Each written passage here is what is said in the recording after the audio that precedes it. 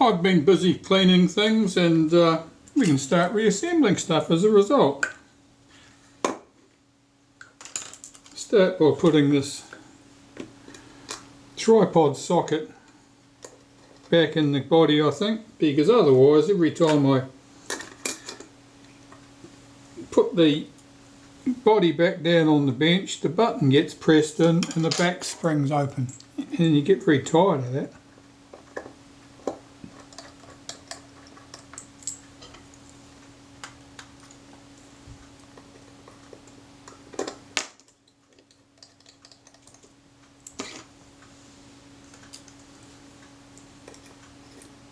As usual, when you're putting screws into anything with multiple screws like this, put all the screws in, get all the screws started. Once they're all in place, tighten them up. Otherwise, you can be absolutely sure that if you just put one screw in, tighten it up, you won't be able to get the second or the third screw in easily because they won't be lined up properly. Okay, so that's good. Let's get the rewind post in place. Here's the inner. Apply some synthetic grease to that.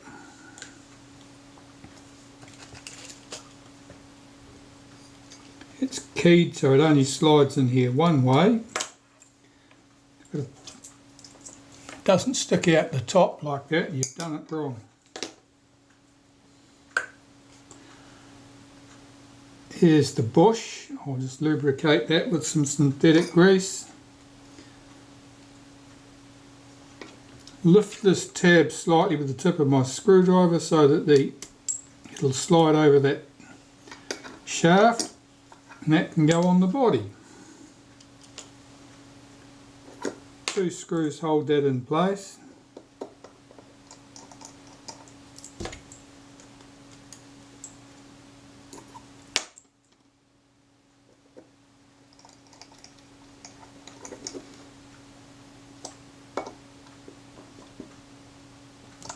Now, if I hadn't put the tripod socket in as I was doing those screws up, the back would have swung open to annoy me.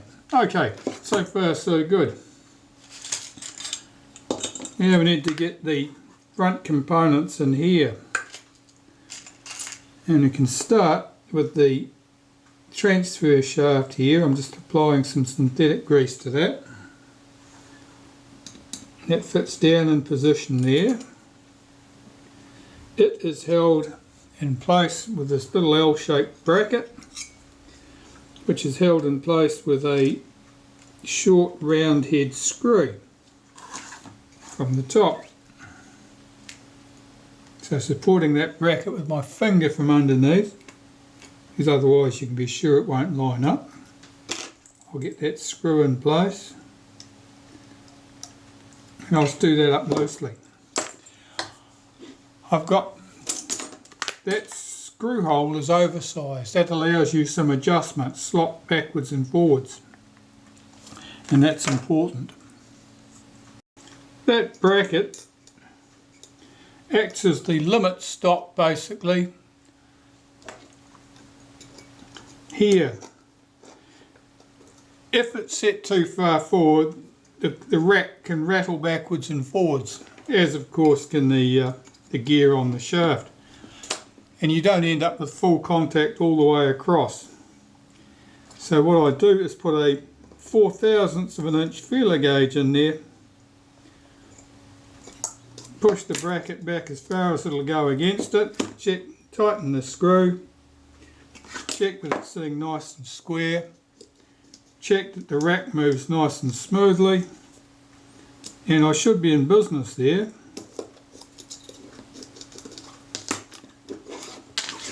That screw head, I normally lock that with a touch of lacquer because that stops it wanting to loosen off or drift at all. It'd be even better to fix the bracket in underneath, but that would foul something else, so we don't do that. But I just put a touch of lacquer on the screw head there. That just stops that from wandering. Okay, well that part's in. Now I can assemble these front components. So we start here, and this piece needs to go on.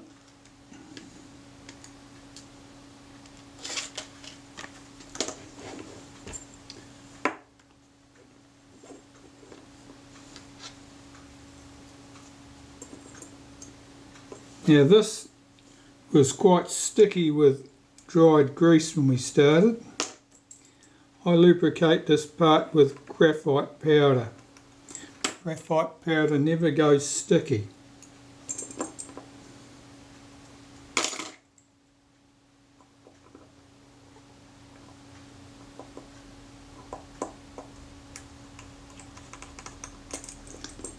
Right, get those two screws in place. Tighten that up. And drop a little bit of graphite powder in there.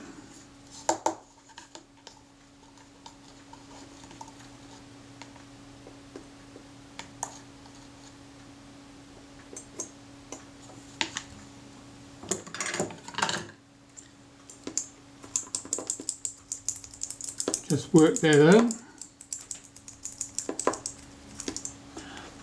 Shake off the excess. I'll go and blow out what remains because we don't need any stray graphite that's not anywhere useful. Right, well that's well lubricated. You can hear that rattle backwards and forwards freely as I shake it. Put its return spring in place. Now the return spring I've straightened up. It was somewhat out of shape. In its rest position like that, it should sit pretty much in a straight line. Get that tucked under here. Check that it's seated correctly, tighten the screw up. That's good. That's as it should be. These bits, the buttons, top and bottom, we'll need those, and the springs. So you want some synthetic grease at this point.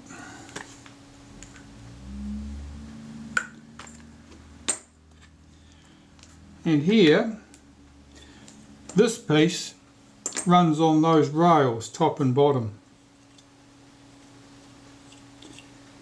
So I'm applying some synthetic grease to those rails.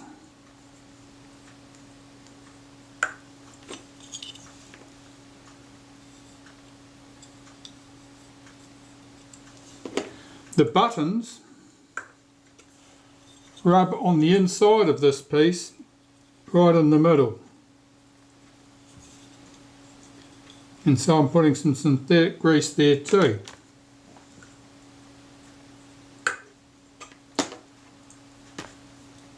I'll apply a wipe of synthetic grease in here, where the buttons go. And put this in place. So the springs go in the hole, they do not go over the post.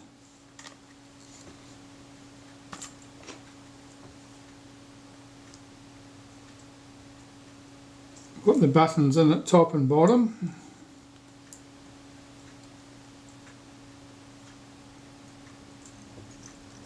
Okay, with those compressed between finger and thumb, I can slide this into place. There's our front section complete.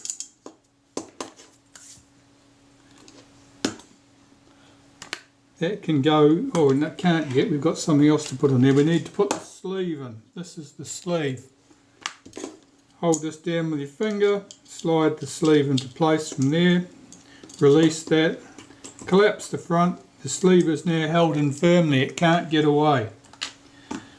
It's important that it can't get away because it's no fun retrieving it if you don't keep it carefully under control. Okay, with that in place, we can put the 4 screws in place that hold the sliding front section and shroud in place. The two cleaner screws will be the ones that went on the top. They're also somewhat damaged, the screw heads, they always are, because it's so much of a fight getting them tightened and loosened. And two at the bottom, same deal, except these ones will be somewhat discoloured from the adhesive and from corrosion.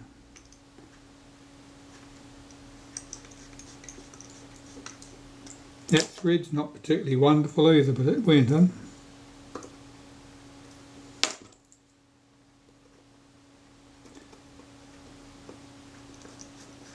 That one feels much the same, must be some slight corrosion in there. Right, with the 4 screws in place, they can be tightened up, top and bottom.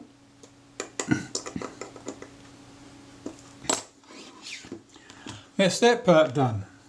Now, to make sure we don't lose the sleeve, I need to put the shutter release in place, shaft in place.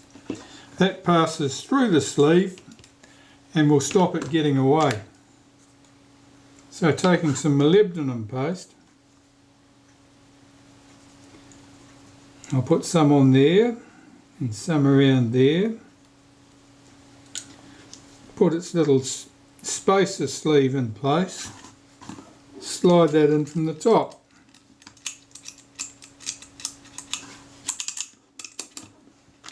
Now to make sure that doesn't fall out, I'll need to put a rubber band between here and here. Right, so I've run that round there a couple of times and across to that. That'll stop this shutter release from falling out, which means that now the sleeve can't fall out, so I can open the front here all the way. The sleeve can't fall back into the body because it's trapped by the shutter release. That means I can get my focus mount and so forth in place without any fights or trouble, which is most important. Here is the focus mount. We can get that in place. That's held in place with 4 nickel plated round headed screws.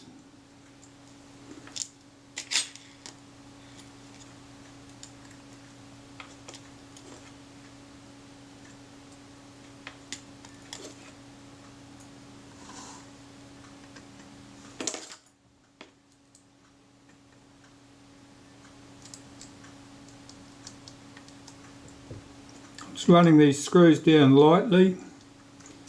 Do not be tempted to press hard down on the screwdriver to tighten these screws up, because you're in danger of damaging stuff.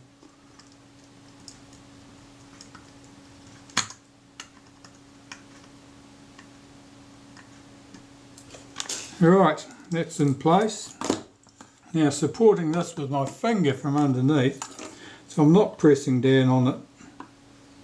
I can tighten those 4 screws up.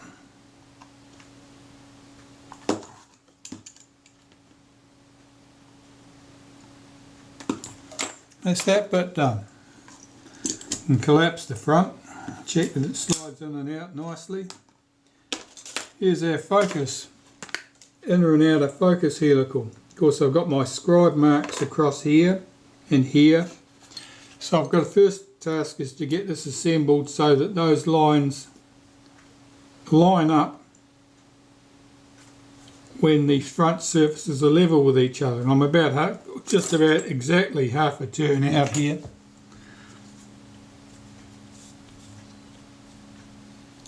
So I'll just rotate that a bit. Let's try there, see where we are. No, a bit more. Another couple of notches.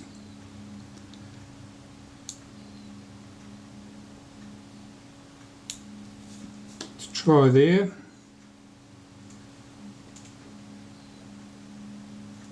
No, I've gone too far now.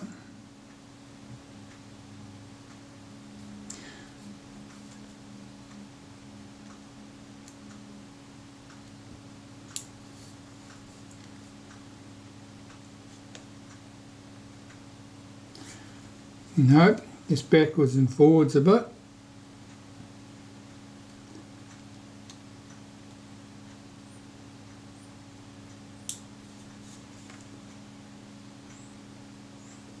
Okay, what have we got?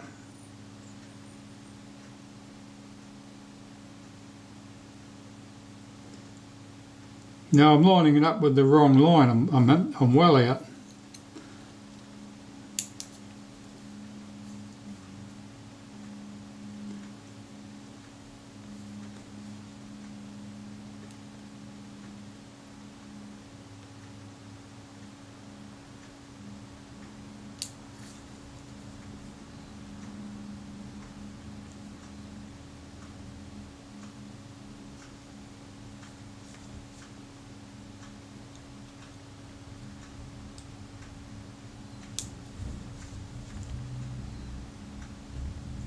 That's it. Okay, when the front surfaces are level with each other, my alignment marks are lined up. Single line here, double line here. So they're correctly aligned. I'm just checking the action of those, making sure that's smooth. It's not uncommon for there to be some roughness left there after the cleaning, and that'll probably be because the brass there is probably a little bit oxidised. Might be a bit of a rough patch on it. Normally what I find is you put a bit of naphtha on there, work the two surfaces together, it'll polish down those high spots and everything moves nice and smoothly. That is ready for some helical grease. To put the helical grease on, I'll just back this most of the way out, take some helical grease and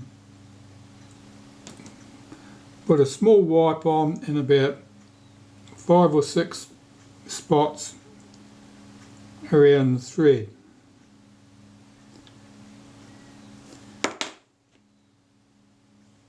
Now there's no need to completely clog the threads with grease. That won't take you anywhere useful. All it'll do is make the action very stiff. Right, I'll just work that backwards and forwards, make sure that's moving smoothly. I'm going to run some grease around the outside here where this sits down into the focus mount.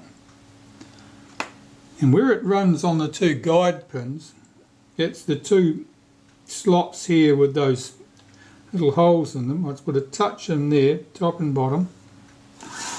And then put this into the body. Now we know we had two guide marks at the bottom, one at the top, so I know it goes in this way, not the other way up. And if I check that, I'll find out if it moves smoothly.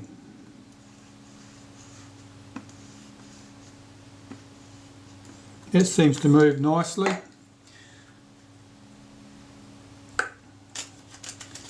Right, so the retainer plate can go on, and I'll just run a little bit of grease on there, particularly opposite the fixing positions. You can see the bright spots on the retaining ring where it's been holding that down, and here I'm just using synthetic grease because that's what I happen to have in my hand, and that's more than adequate for this purpose. I'll put this in position and fit the 4 countersunk or flathead screws in here that retain that.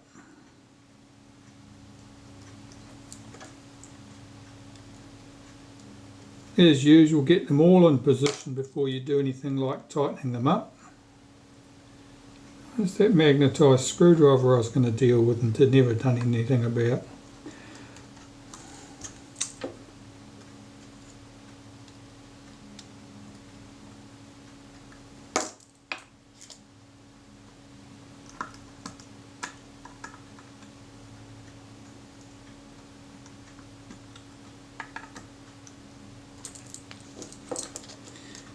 Here's the last of them, this one here.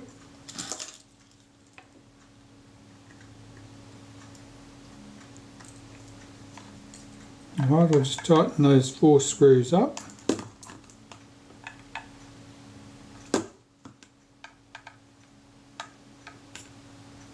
Again, I'm supporting that front standard with my finger from underneath. Okay, they're done up tight. If I collapse the front, we can put the 4 black screws through that hold the bellows to the back of the front standard. These screws are going through layers of folded leather and cloth, so they will not pull up hard like screws being done up holding pieces of metal together. So you need to judge when to stop tightening them up. Otherwise you're in danger of snapping them.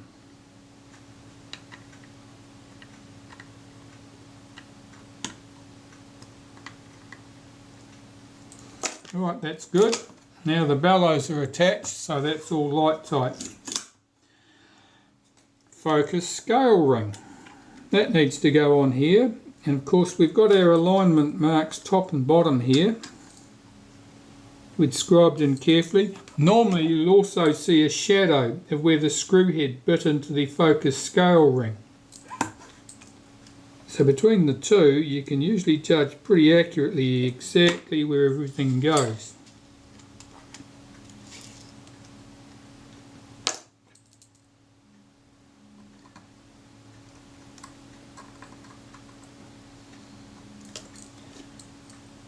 I'm doing these screws up very lightly.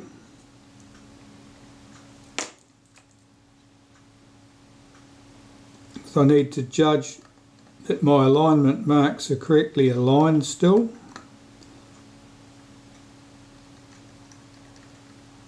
Normally they're fine if you put your first 2 screws in opposite each other. If you put 2 screws in close together you may find that you shift the whole ring over slightly.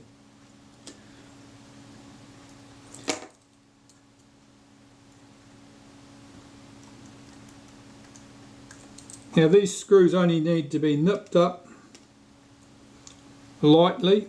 There is no advantage in tightening them up. In fact, there's usually a big disadvantage in tightening them right up, because all you'll achieve is you'll distort the outer helical and make the focus stiff. Just checking the alignment there, all looks good.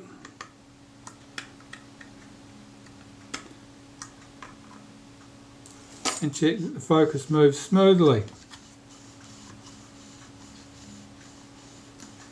That seems pretty good to me.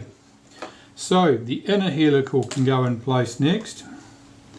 Just wind that round to the infinity position and collapse the front down while I get this piece sorted out. This has been through the cleaner, so this little hinge joint here, which is only riveted, is completely devoid of any lubrication. I'm just going to force a little bit of grease in there by putting a little blob on there, squeezing it with my thumb, and the hydraulic pressure will just drive that in there. Now that joint moves nice and smoothly. If you ignore that, that'll be stiff and you'll find that your focus action is unduly stiff. Alright, of course if you don't put that through the ultrasonic cleaner you won't have caused any problem. Let's get this in place. This is always a bit awkward to get this through there.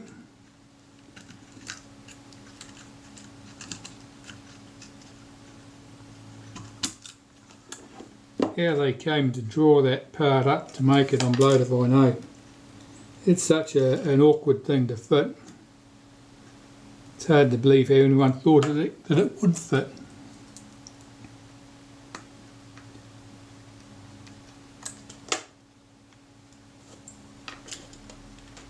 We have 2 screws hold this ring to the inner helical, and the inner helical, this fork here holds the shutter to stop the shutter from being able to rotate in the mount. At the top, this screw forms the post that pulls the rangefinder forward. I'll get that run down into place.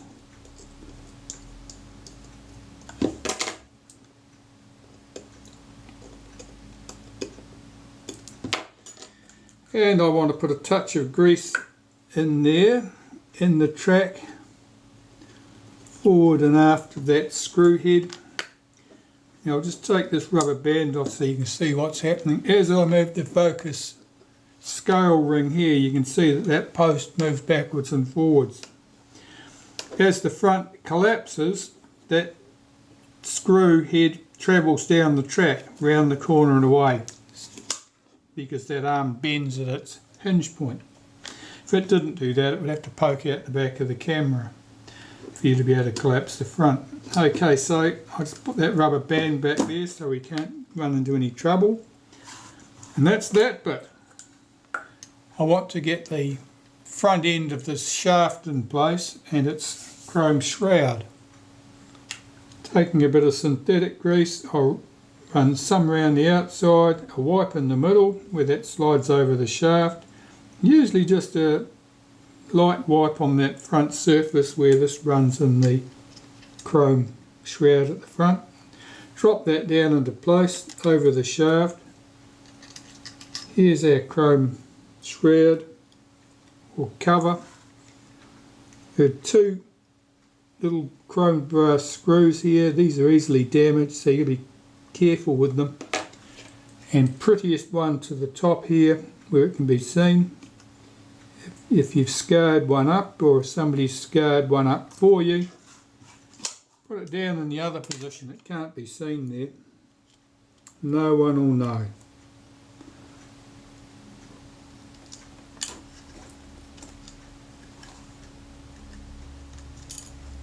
Whoops, that's busy trying to fall inside there. Get that back out before it falls down between the bellows and the shroud, and then I'd have to pull the whole front off to get it.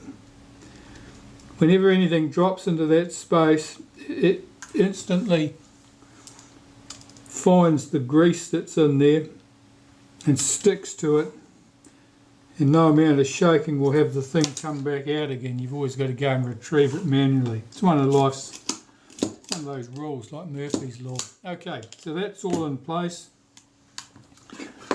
That's coupled to the shaft right through, so you can't see it probably, but down in that slot there, that shaft, as I turn it to the front, that'll be rotating that shaft at the back.